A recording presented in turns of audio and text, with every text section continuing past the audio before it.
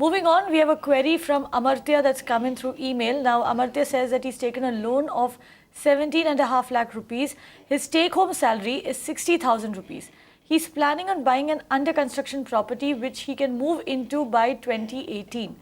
Now, Amartya wants to know if he should sell his flat to invest in that under-construction property so that he can pay slab-wise. Now, what he is not telling us is whether he lives in that flat which he plans to sell. True. Amartya,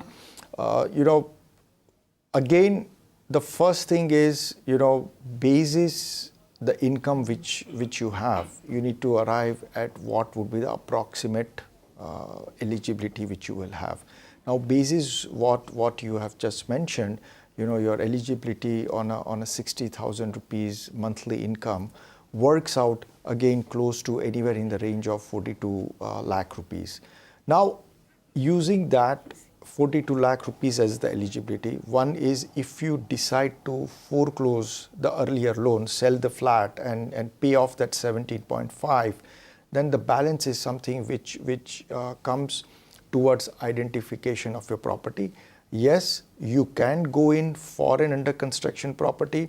If you are looking to move in 2018, which means you are looking at close to just about a year, the calendar year of 2017, then the stage of construction of that property, you need to keep in mind, cannot be at the plinth level. It has to be at a fairly advanced level, I would say anywhere in the range of 60% where the stage of construction should be complete, so that you are able to move in 2018.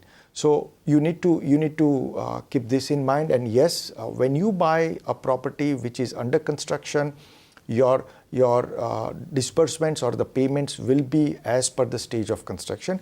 But it depends at what stage you are entering. If you are entering and buying a property at a stage where it is 60% complete, then you have to understand that you will have to make the payment which is equivalent of that 60% completion.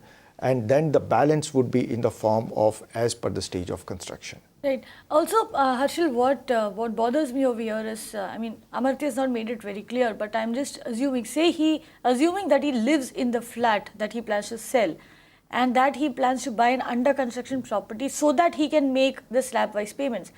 How financially prudent is that? Because if he's going to sell that flat and go on rent, because you have to live somewhere. So there is a rent that is going out, there is an EMI that you're paying, and God forbid that project gets delayed, which is what we're seeing in a lot of cases across the board. How financially prudent would you say is that? No, absolutely right. That is something very, very clearly Amartya has to see, because see, unless and until he's really, making a killing on the sale of his property, and he can withstand the rentals in the interim, because because on the face of it, it looks very clearly the entire 2017 is going to be under construction, which means that he has to keep in mind rentals for those 12 months, 14 months before he moves in, and the returns he gets on the sale of the existing property, and then to a certain extent also building that buffer that if the project gets delayed on any account, sometimes on account at the builder level or on account of situation which is beyond anybody's control. But you need to keep those buffers with you before you take a final decision on that.